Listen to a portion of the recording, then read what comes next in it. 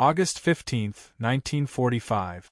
The voice of Emperor Hirohito crackled through radios across the Japanese archipelago, speaking for the first time in a recorded broadcast heard by his subjects.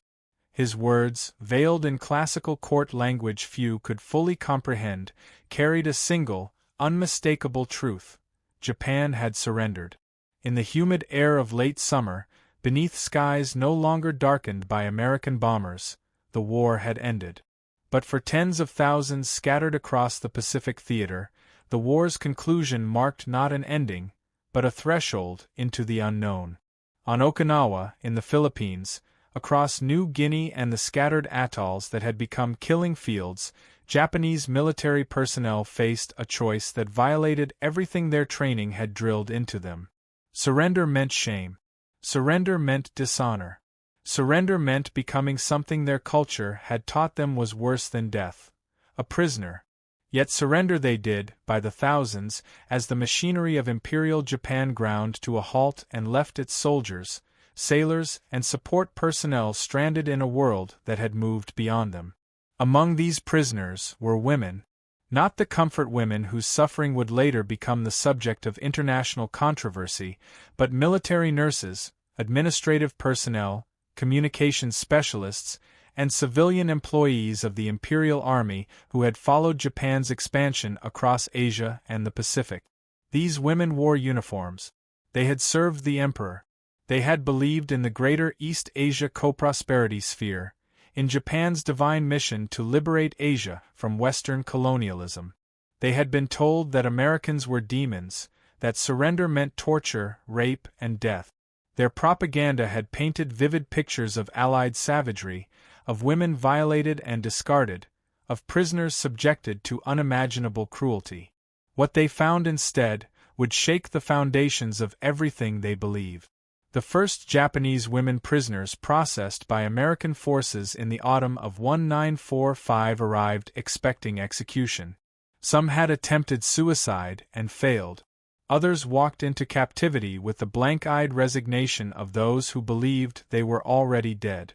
They had been taught that the moment of capture would be the moment their suffering began, that American soldiers were beasts in human form, little better than the Soviet forces who had swept through Manchuria with documented brutality. The propaganda they had consumed for years left no room for alternative outcomes.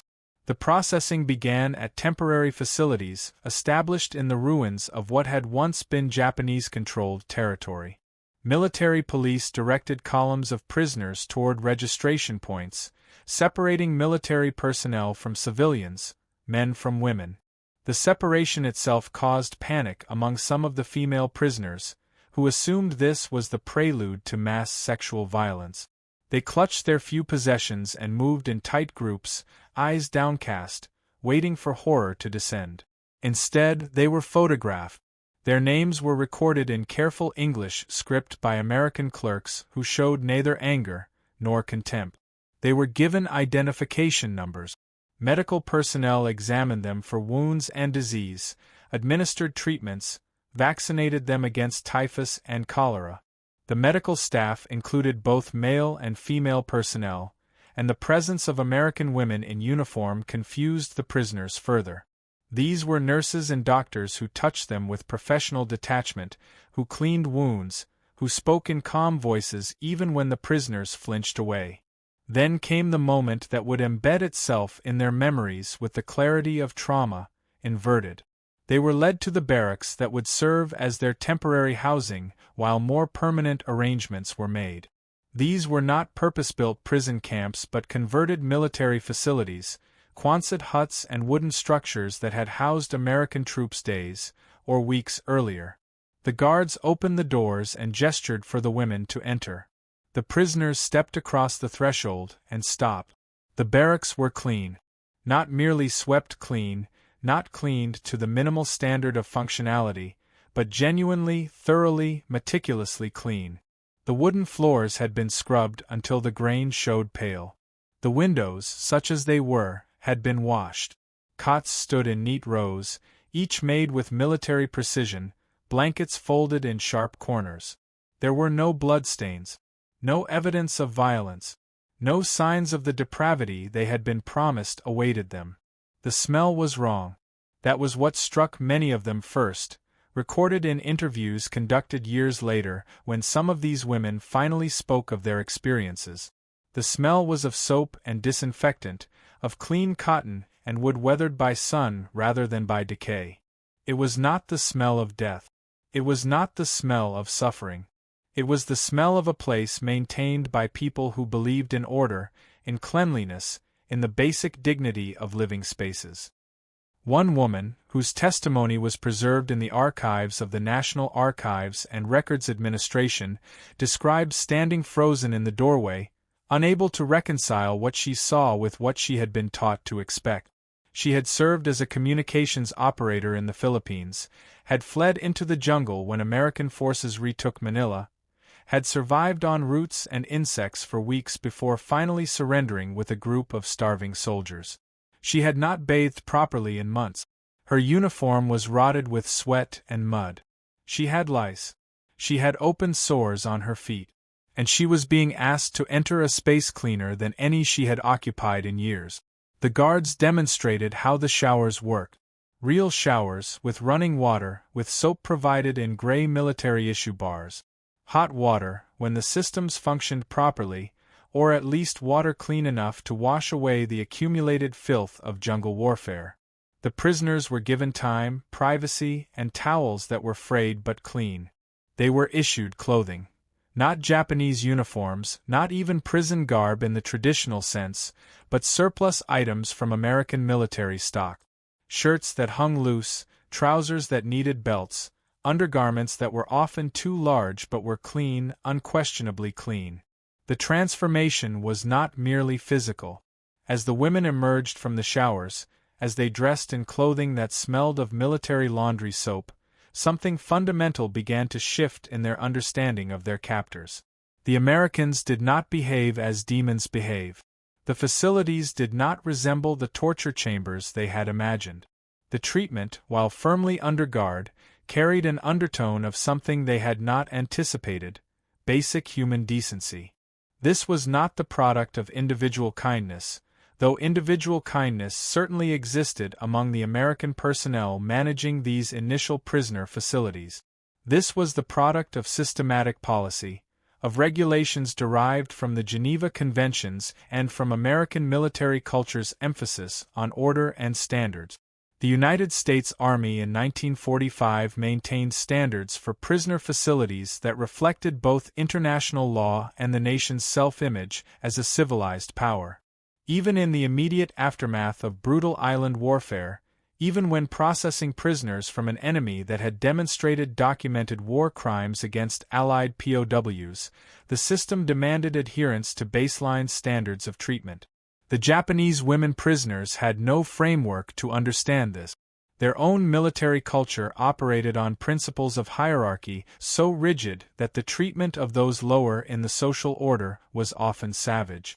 Japanese treatment of prisoners, both military and civilian, had been documented as systematically brutal. The Bataan Death March, the Burma Railway, the experiments of Unit 731. These were not aberrations but expressions of a military culture that viewed surrender as ultimate weakness, and treated the surrendered accordingly. That the Americans did not reciprocate this brutality bewildered them. The food arrived in metal trays, delivered by guards who showed neither hostility nor friendship. The first meals were simple: rice, which was familiar, accompanied by items that were not; canned vegetables; meat, real meat, not the scraps that had become increasingly rare even for Japanese military personnel as the war ground on; bread, soft and white, unlike anything most of them had seen in years. The portions were not lavish, but they were adequate, calculated to provide necessary calories for people recovering from malnutrition. Some of the women could not eat. The shock of the clean barracks, the functional showers, the absence of immediate violence, had triggered a psychological response that made swallowing difficult. Others ate with the mechanical urgency of those who had gone hungry too long, who could not quite believe the food was real and untainted. A few wept quietly as they ate, though whether from relief or confusion, or the overwhelming collapse of everything they had believed, even they could not say. In the days that followed, routines established themselves. The prisoners were awakened at regular hours, not by screaming guards but by the simple turning on of lights, or the sound of a whistle. They were assigned duties. Cleaning, which seemed almost comical given the cleanliness they had found upon arrival, but the Americans believed in keeping prisoners occupied. Laundry. Food preparation for larger groups as more prisoners arrived. Simple tasks, supervised but not performed under conditions of abuse. The laundry facilities became sites of revelation. Industrial-scale washing machines, powered by generators, processed clothing, bedding, and towels in volumes that seemed impossible to women accustomed to washing by hand in cold water. The hot water, the soap in quantities that seemed wasteful, the efficiency of machines designed to clothe and maintain an army of millions, all of this spoke to something the prisoners struggled to articulate. America was rich. Not rich in the way Japan's propaganda had portrayed, as a nation of soft, decadent capitalists who would crumble before Japan's spiritual strength. Rich in a material sense that went beyond luxury into the realm of systematic abundance. The United States possessed resources at a scale that rendered cleanliness, even in prison camps, not an aspiration but a baseline expectation. This abundance manifested in small things that accumulated into a larger picture. The soap was freely distributed, not hoarded. Toilet paper was provided, actual paper rather than the substitutes Japanese forces had increasingly relied upon as supply lines collapsed. Medical supplies were sufficient that minor injuries and illnesses received treatment rather than being left to worsen. The guards wore uniforms that were intact, boots that were not held together with wire and hope, gear that showed the marks of mass production by a nation whose industrial capacity had never been touched by enemy bombing. The contrast with their own experience became impossible to ignore. Japanese forces in the latter years of the war had operated increasingly on the edge of logistical collapse. Supply lines across the Pacific had been severed by American submarines and aircraft. Garrisons on isolated islands had been left to starve. Even on the home islands, civilians had been reduced to eating bark and weeds as the American blockade tightened. The military nurses and support personnel now imprisoned had witnessed this decay firsthand, had seen the Empire's promises revealed as hollow as its supply depots. One woman, a former clerk in the quartermaster's office in Rabaul, later recalled her growing awareness that Japan had lied about more than just American character. Japan had lied about the war itself, about its prospects, about its position. She had processed requisition forms for supplies that never arrived, had typed reports that documented deficiencies in everything from ammunition to food. She had known, in the abstract way one knows uncomfortable truths, that Japan was losing. But she had believed that spiritual strength would compensate, that the Japanese fighting spirit would overcome material disadvantage. The American prison barracks, clean and functional and supplied with routine abundance, demolished that belief. Spiritual strength did not manifest cleaning supplies. Bushido did not generate soap.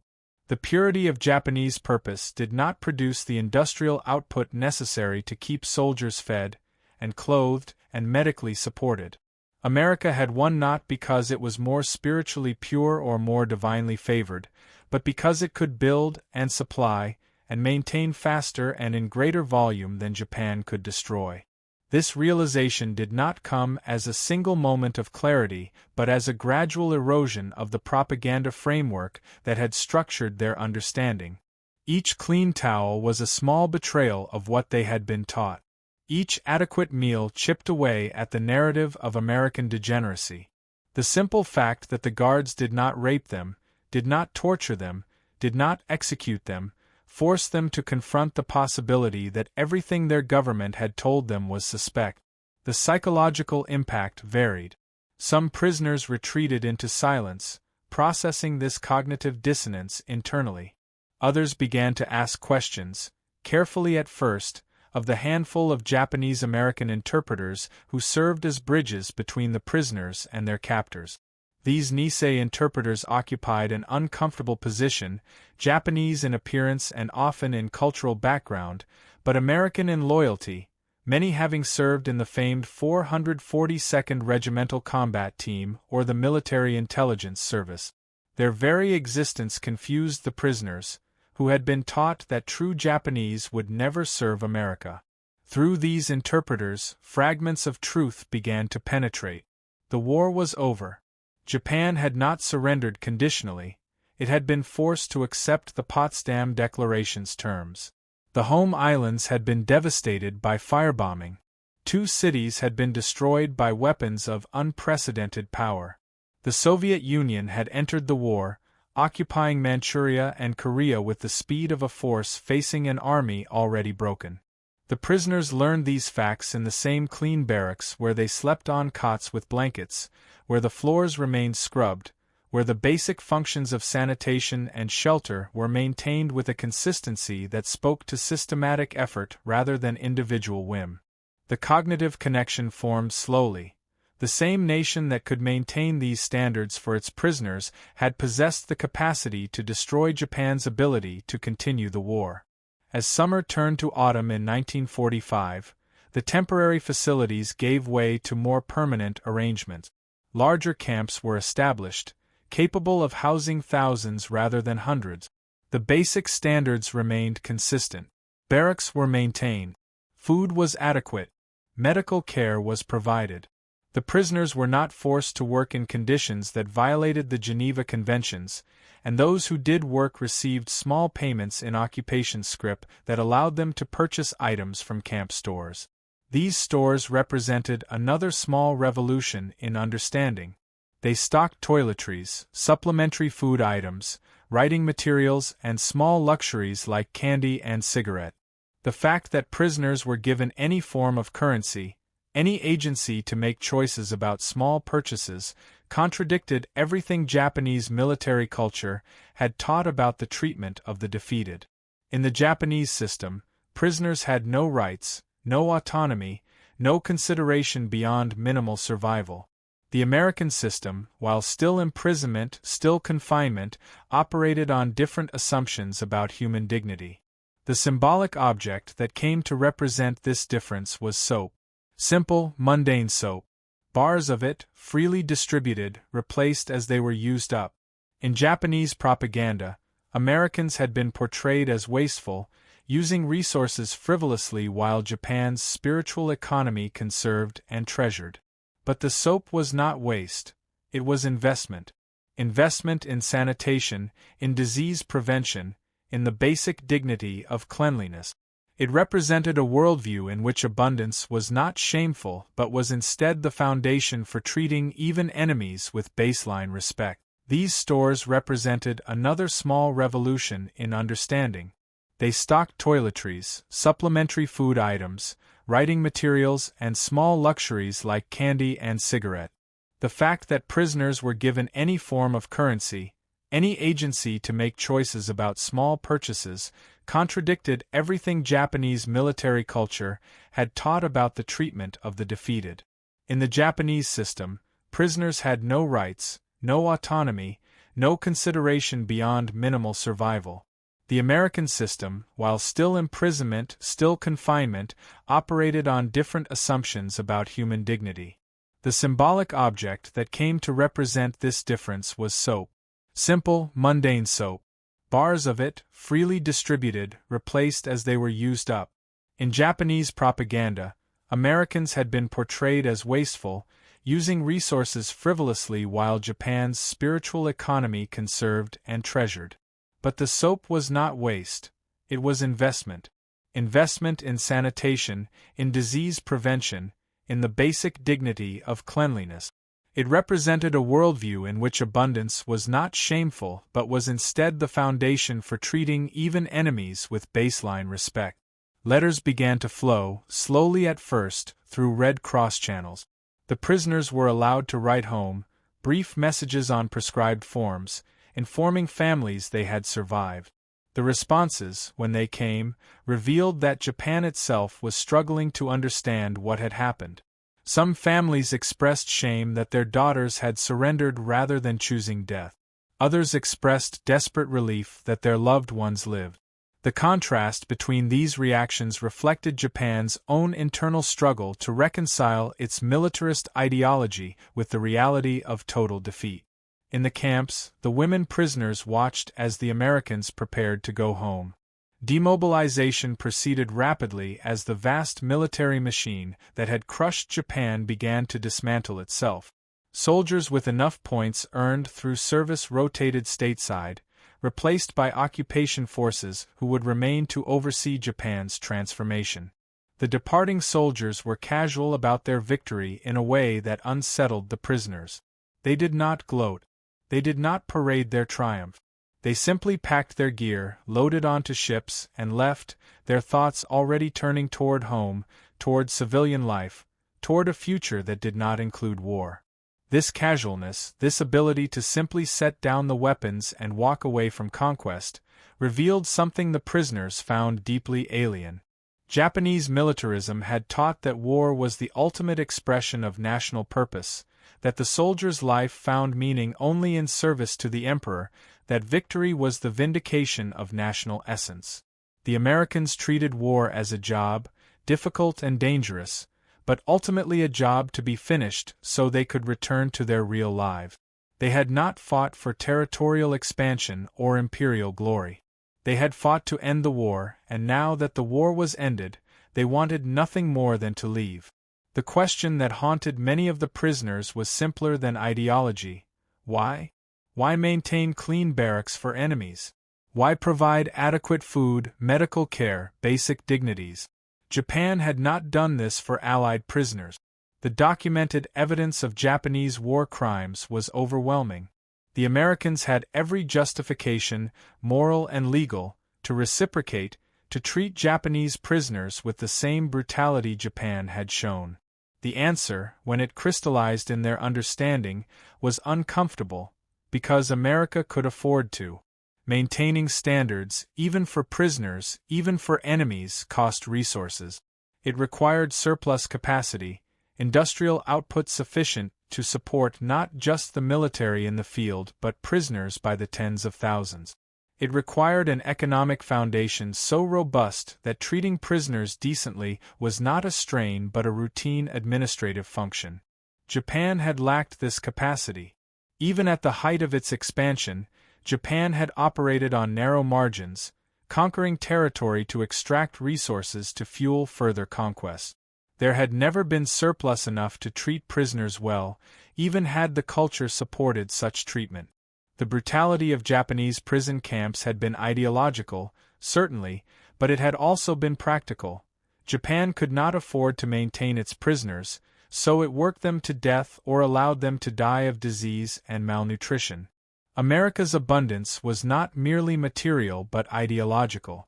Democracy, for all its flaws and contradictions, and the Japanese prisoners were not exposed to the full complexity of American racial politics or social inequality, operated on assumptions about human worth that differed fundamentally from Japanese militarism. The individual mattered, at least in theory, at least enough to structure laws and systems around the protection of individual rights.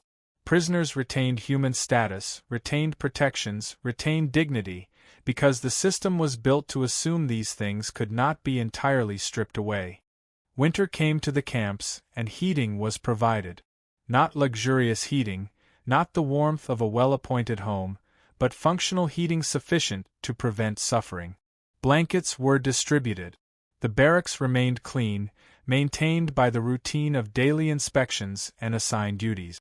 Christmas passed with a strange quality for the Japanese prisoners, watching their guards celebrate a holiday they did not understand, eating special meals, receiving packages from home, singing songs about peace and goodwill. The cognitive dissonance reached a peak as some prisoners began to grasp that the men guarding them were not monsters, were not demons, were simply young men following orders in a system that had rules and expected those rules to be followed. Some of these guards were kind. Some were indifferent. Some were harsh within the boundaries of regulations. But none, in the documented record, behaved with the systematic cruelty that Japanese propaganda had promised. As 1946 dawned, repatriation began. The prisoners were processed for return to Japan, screened for war crimes associations, provided with basic documentation. They boarded ships that would carry them back to a homeland many no longer recognized, to a Japan under occupation, to cities burned flat, to an economy in ruins, to a society struggling to understand what it had become. Before they left, some of them requested to clean their barracks one final time. It was not required. The Americans would clean the facilities anyway, preparing them for the next occupants or for decommissioning. But the prisoners asked, and the request was granted, and they scrubbed floors that were already clean, a ritual of gratitude they could not quite articulate. The voyage home was long, and the women had time to think, to compare notes, to begin constructing narratives that would allow them to reintegrate into a society that had been taught to view surrender as ultimate shame.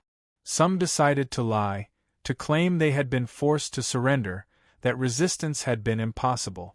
Others chose silence, refusing to speak of their imprisonment at all. A handful decided to tell the truth as they had experienced it, though that truth was so at odds with Japanese propaganda that many would not believe them.